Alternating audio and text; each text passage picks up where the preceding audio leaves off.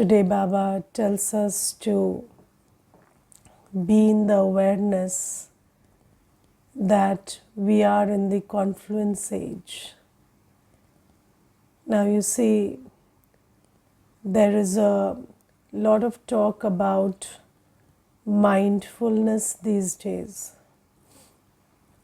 So there is one thing called, being in a situation or having someone around, or, the physical aspect of having something. And the second aspect is being mindful of that.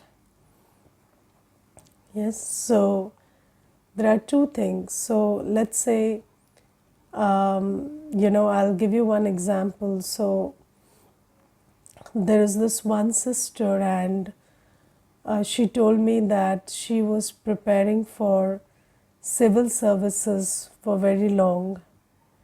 And then she said, I took 3 attempts, and for 3 years I was very focused on preparation. But every day the quality of thoughts that I had was not very, good quality, very encouraging or very enthusiastic. And I was mostly full of worry of what would happen and what if I didn't crack. And so I almost developed depression during those 3 years. And then she said that now I have cracked the exam. And she said that with no happiness. And you see, she cracked a state PSC. So it's not, in the world it's considered a big deal. But then she spoke about it with absolutely no enthusiasm and no happiness. And then she said that, when I spent 3 years working towards this, I don't know what happened to me, but something happened inside me. And then now I'm not able to, be aware of this. So I'm not happy about it.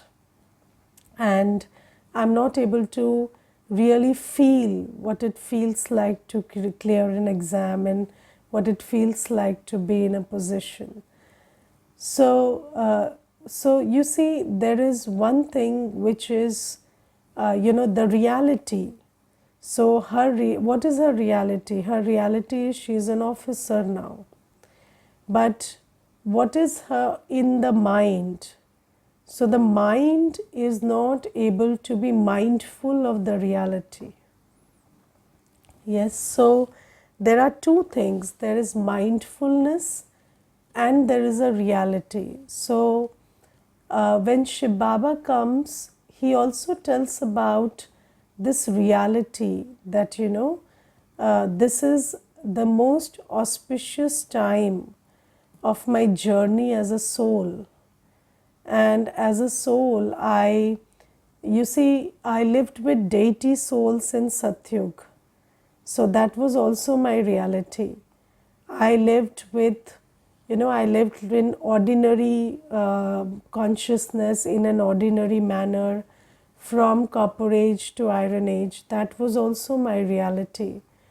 But right now, God Himself, the Supreme One, has come and adopted me, and He is teaching me every day. Did you ever think that God will come and teach you every day?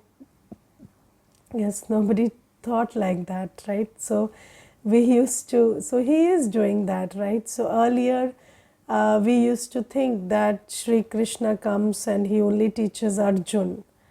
But we never thought that God would come for me and He would teach me, and I would be that Arjun. So that is my reality.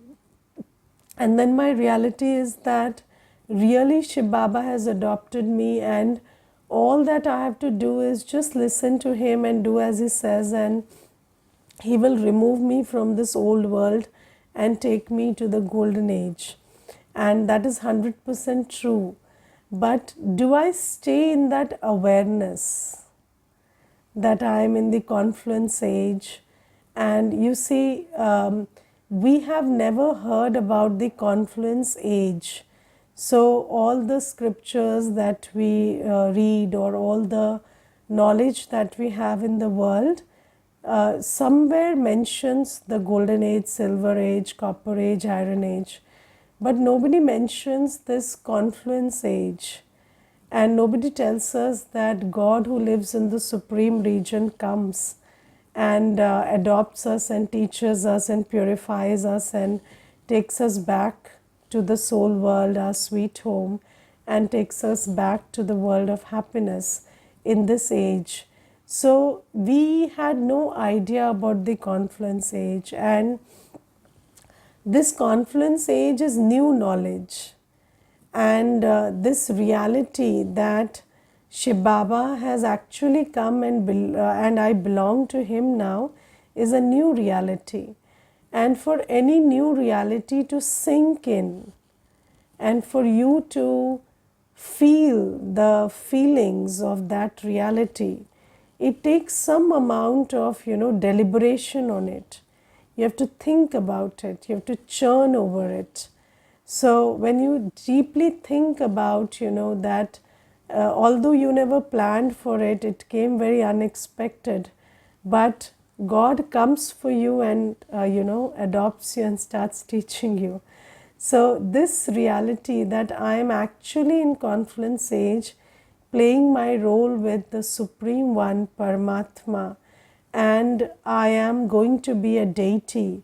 So Baba says, stay in the awareness of this reality. This is your truth. But are you mindful of that truth?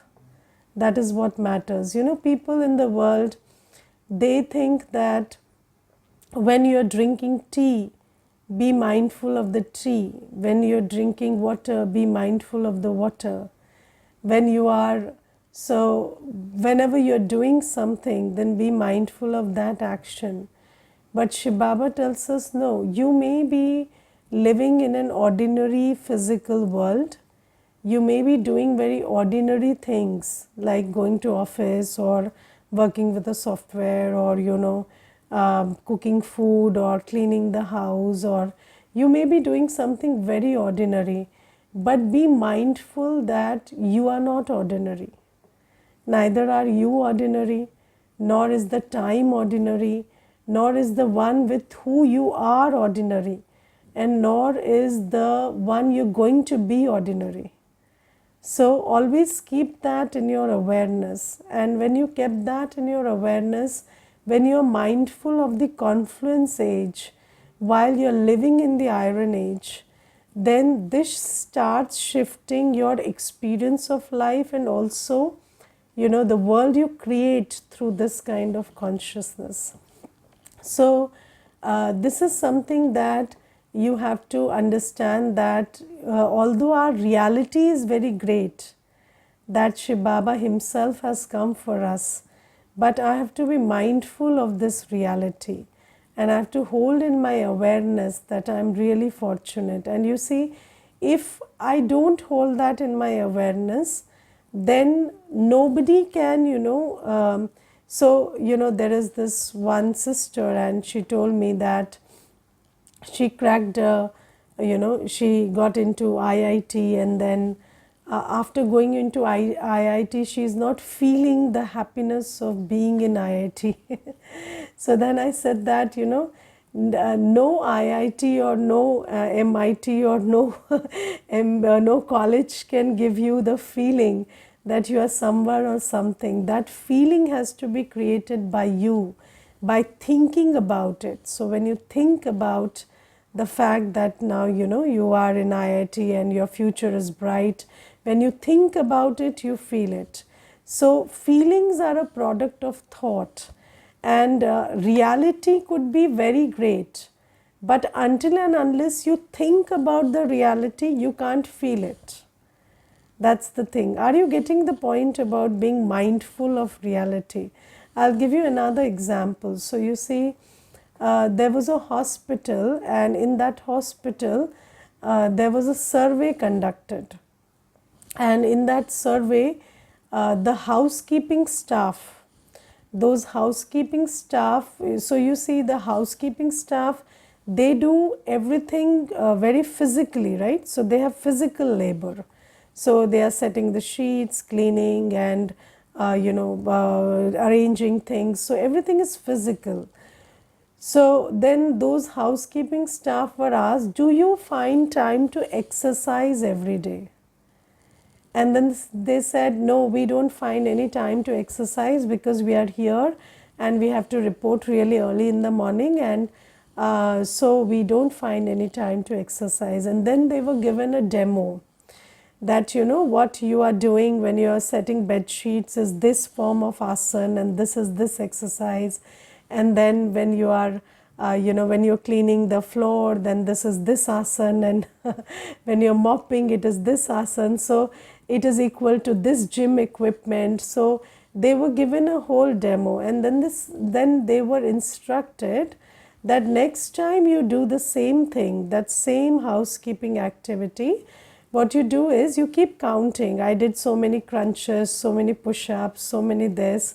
So you keep counting that this actually this is equivalent to that much pushes, that much crunches, that much of jumps, so or that many steps. So then they kept counting, and do you know that after a month there was significant improvement in health parameters while they were doing the same thing.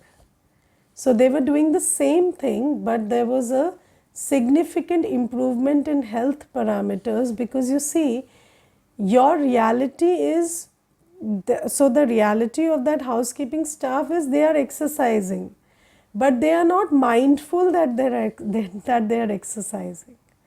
And once you start being mindful, it gives you double benefit. So exercising is one thing, another thing is being mindful of that. And you see, that is why when even when people do yoga, they are asked to, think that their health is improving, and they are breathing in and breathing out, and there's fresh air inhaled, and the other kind of air that is exhaled, and you are asked to think these thoughts. Why? Because how you think affects everything. How you think affects your mood, your experience of life, your health, everything. How to study mindfully. So when you study, then also you have to think about either what you're going to become from this study, or the importance of what you're studying. So let's say you are studying physics, so I'm becoming aware of all that is happening around me, or how the world operates, or how the laws operate, and I'm better equipped to deal with everything. So be mindful of these things. And similarly, Baba says, now we are living our life with Shiv Baba, and we are going to be deities, but I have to be mindful of this. So are you mindful of your fortune? That you're such a fortunate soul that now you, after 84 births of your journey, you've come and you belong to Shiv Baba, and that Shiv Baba himself is teaching you, and that Shiv Baba is the ocean of love, the highest one, and you have the highest one with you for yourself right now. So are you mindful of that? So Baba says, just think about your fortune in this confluence age. And when you think about it, you get goosebumps. So, when you sit and think about what is my fortune, then you get goosebumps. So this is what Baba says, that you need to be mindful of this. And then Baba today says, determination makes the impossible possible. Now, how many of you think that you have determination? Do you have determination? I would assume most of you have determination, because it is a determined thought that makes you consistent on this journey, and you are being consistent. So you have determination, right?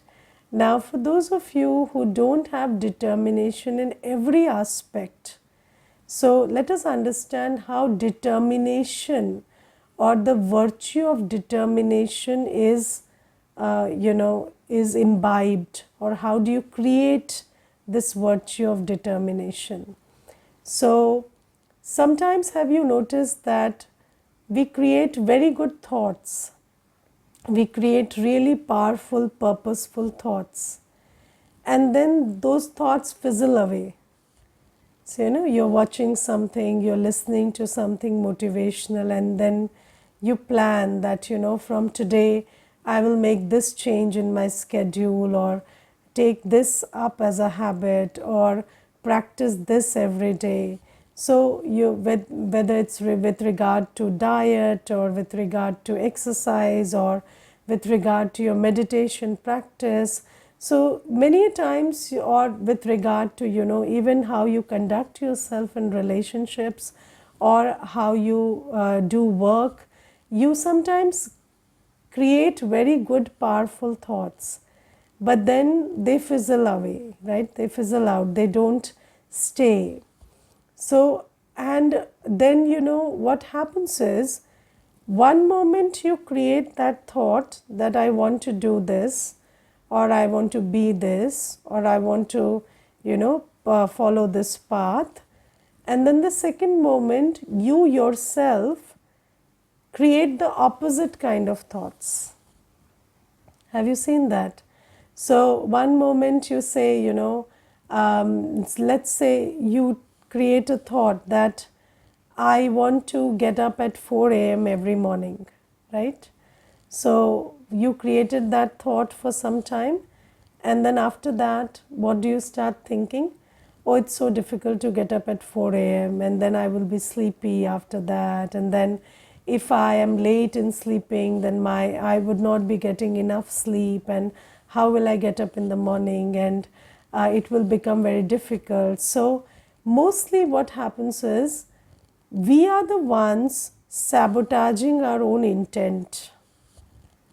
So we think about something, we plan for something, and nobody else causes a hurdle, but because our thoughts are not, our thoughts are not one in one direction, our thoughts are scattered, and many kinds of opposite thoughts, they come together, and then we kill our very, this very seed of that positive thought that we created through our own workings of the mind. And then what is determination? So how do you create determination? So when you create a thought, then argue with yourself, or give yourself the logic of how it is completely possible and easy to do this.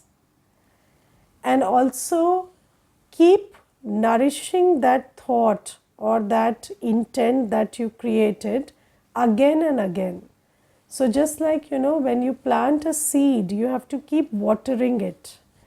So a thought is like a seed, and you have to again and again water it. For example, if I created a thought in the morning that today I would take 8 hours of, meditation practice, all through the day, 8 hours I have to calculate and meditate. If I have taken that thought, then after every hour I have to remind myself of why 8 hours is important, and why I need to stick to it, and what benefit it will give me, and how Baba is with me, so it's not impossible, it's very possible.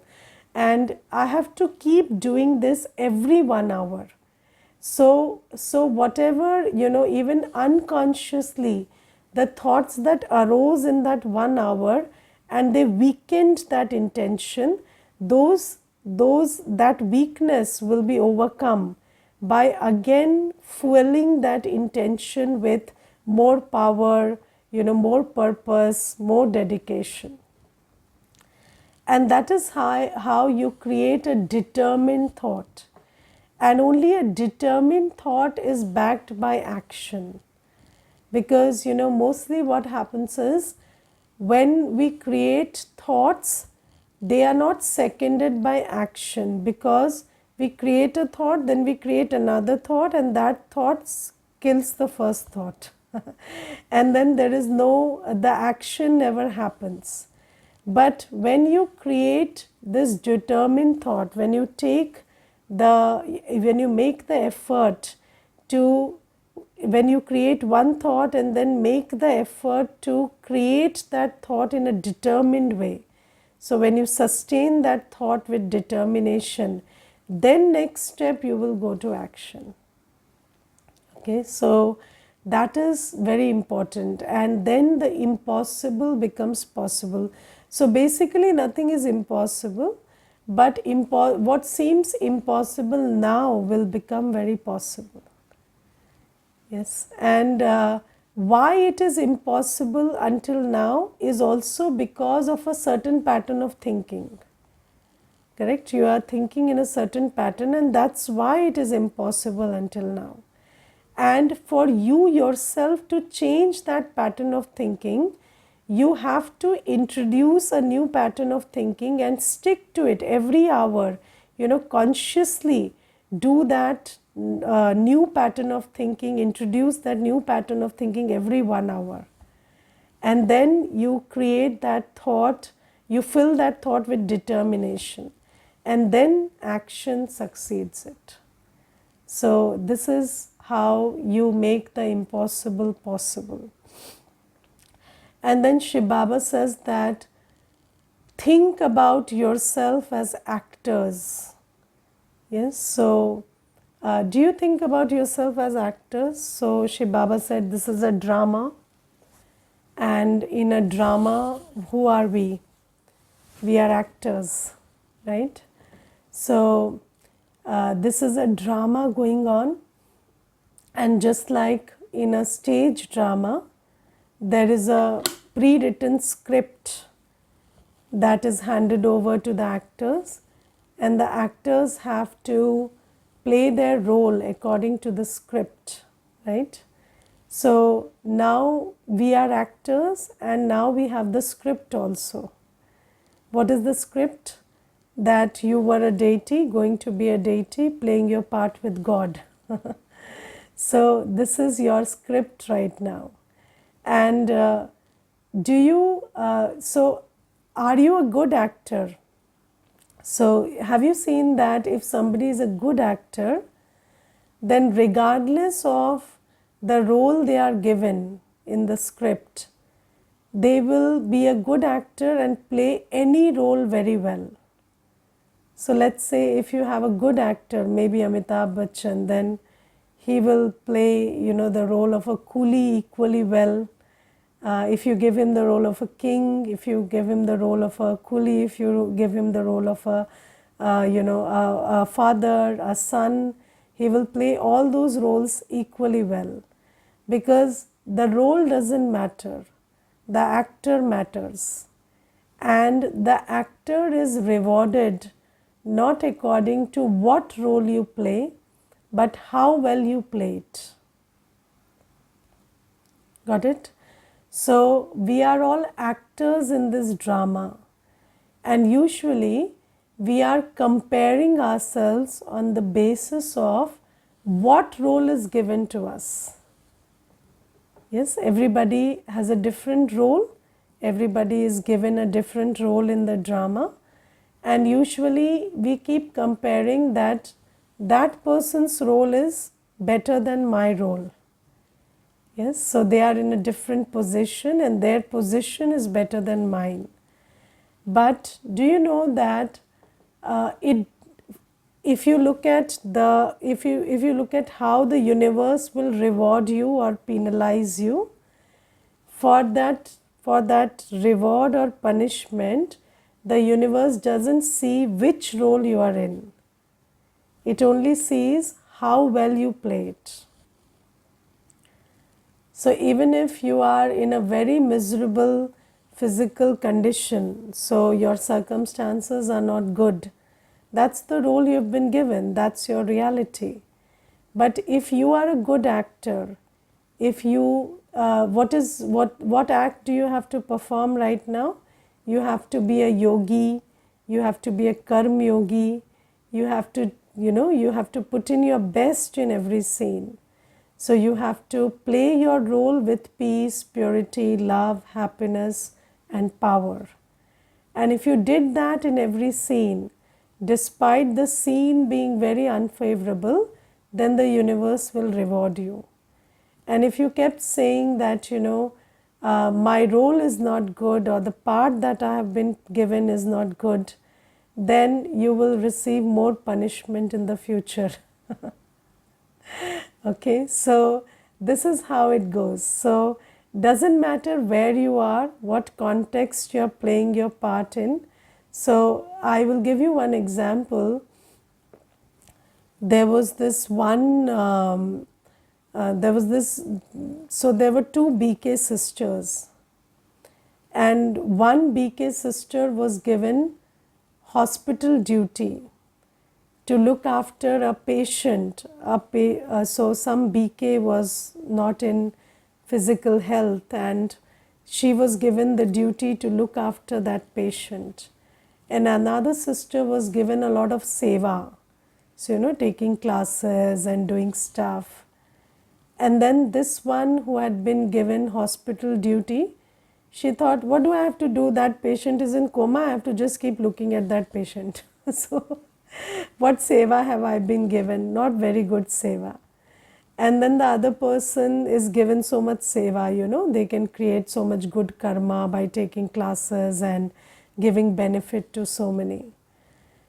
But then, this one who was on hospital duty, when she was sitting with the patient, so that patient was in coma, and she was just sitting there, and at that time she felt like Baba talked to her, and Baba said that you are an actor, and if you act well, you receive the reward. And then what she did is, because the patient was in coma, she started remembering Baba and giving a lot of good wishes to the patient. Yes, and then the other sister, she was also doing seva. Now when she started giving good wishes to the patient, so eventually the patient died. It's not even that the patient recovered, but this sister, she felt immense happiness inside. And when these two sisters, they came together and they shared their experience with each other. The one who had done a lot of seva, she shared that she was not very peaceful during the seva because she was minding one circumstance or the other. But the other one who was in hospital duty, she said, I don't know, I'm feeling like from head to toe, my whole body is like brimming with happiness. And why? Because sometimes, you do a lot of stuff, but then you don't do it with the right attitude.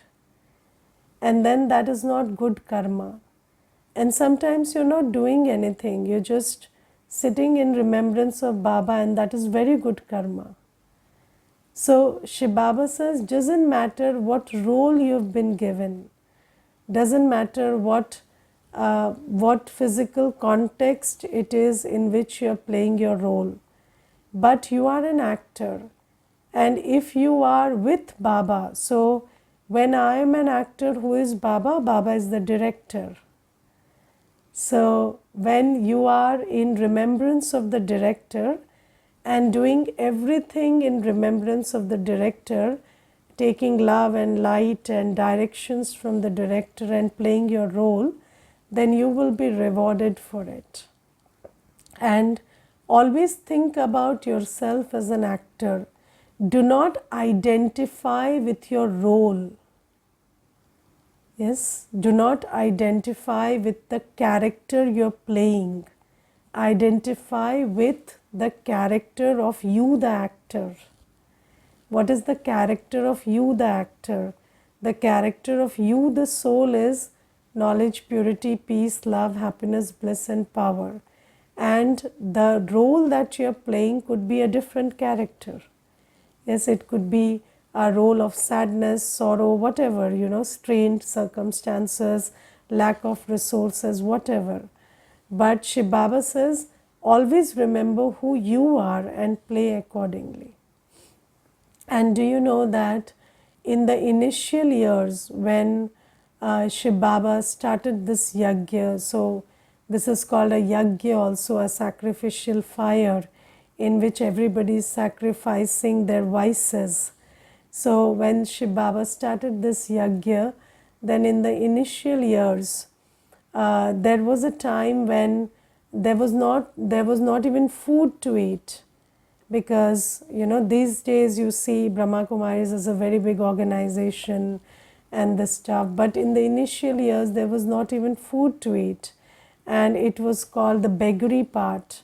And at that time also, the dadis who were in the centers, they did not behave like they had nothing. They always knew that I am the deity soul, I am the giver. So when somebody came, they thought that, let me split my roti into half and give the other soul.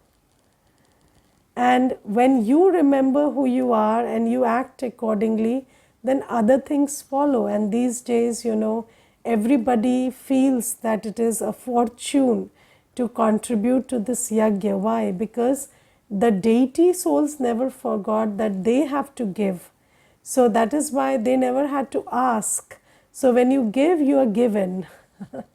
So this is how it works. So never think about, never look at other people's role or whether somebody is doing something or not doing something. Remember who you are and act accordingly. Remember the quality of actor you are and act accordingly. So and I will tell you, in my experience in this life, I have understood one thing. So, in the world, there is a vicious cycle going on. And what is the vicious cycle? There's a vicious cycle of lust, there's a vicious cycle of anger, there's a vicious cycle of ego, there's a vicious cycle of greed, attachment. It is a vicious cycle. So, let's say, somebody is being egoistic, somebody is trying to put you down. Then what happens is, that ego, that egoistic behavior of the other person triggers your ego, and then you start doing the same thing. You also try to put the other person down, and then we both come together and put each other down, and after a time nobody is evolving. We are all putting each other down and sabotaging each other's growth. And Shiv Baba tells us that you start a virtuous cycle now. What you do is, remember who you are. You are the one who uplifts. So if somebody is putting you down, don't go into that vicious cycle. You support that person's growth. You don't try to do the same thing to them. If somebody is rude to you, you don't give it back by being rude. Because that is how this whole world is becoming Kali Yuga, in this vicious cycle. So when you are mindful of who you are, and you only give sweet words to somebody who is rude to you, then slowly, gradually, they will also start being sweet to you. It may take years, but they will do it sooner or later. Or you will meet other people who will do it for you. But if you played into this, if you fall into this trap of the vicious cycle, and you start playing along with the souls who are giving hatred or anger or behaving in ego or too much attachment, if you start giving into that, then you also become like them. So Shiv Baba says, you are an actor, you know your script, you know who you are, you know your purpose of life, that you have to again create those deity sanskars and go back to that world of deities. So now you behave accordingly, you play your part accordingly. Can you do that? Yes, if somebody is showing you a lot of ego, what do you do? Somebody is ignoring your messages, what do you do? Next time you ignore their message. Somebody reads your message after 1 hour, next time you read their message after 2 hours.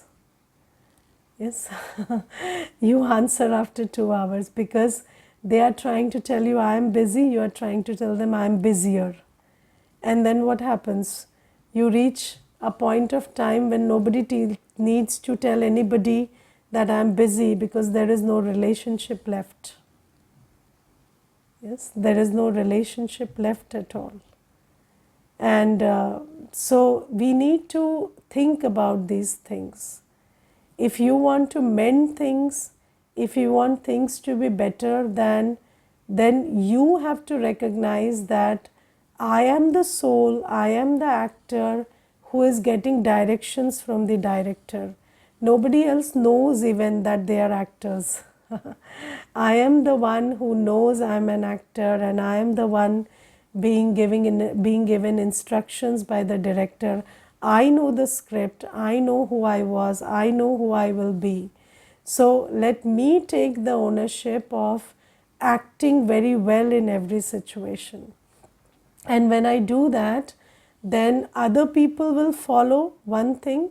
Second thing, I will benefit from my own karma. So your next act, so which film will you be cast in? The Satyugi film. So if you perform your Sangam Yugi role very well in this confluence age, you are a good actor, then you will be promoted to play the deity part in the golden age. And if you're a bad actor here, then no golden age role for you. So Shiv Baba says this is how it is going. So never forget that you are an actor and your duty is to act. Your duty is not to compare.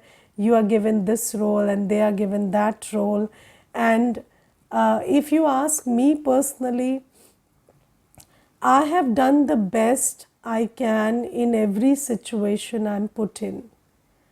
And because of that, I have only seen growth and progress.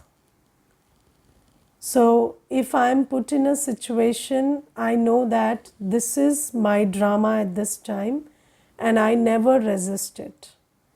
I know this is my drama and I have to do my best in this role. Whether it could be any difficult situation, but I don't mind it. I have accepted that this is my situation and I have to do as Baba says. And I have also seen the benefit of it in every step. And I have only seen growth and progress because when you follow Baba's teachings, when you don't give excuses about how difficult my situation is or how difficult role you have given me, Shiv Baba, you don't even know. When you don't say these things and you just be a good actor and keep who you were in mind and who you're going to be in mind, then your role is good and you are compensated well by Shiv Baba and also the universe. Okay, so these are three things. First, be mindful that you're in the confluence age. Have determined thought to make the impossible possible, and be in the consciousness that I am an actor. I am not the role that I am playing. Okay, there's a question, how to deal with cheating? What should be our reaction? So cheating is very easy to deal with. So there's a saying in English, a lie is not a lie when you know the other person is lying. Yes. So cheating is cheating until you don't know that the sanskar of the other person is to cheat. So first time when you figure that out, it comes as a shock. But then you know that this person has a sanskar of cheating. So then you become knowledgeful of their sanskar and behave accordingly.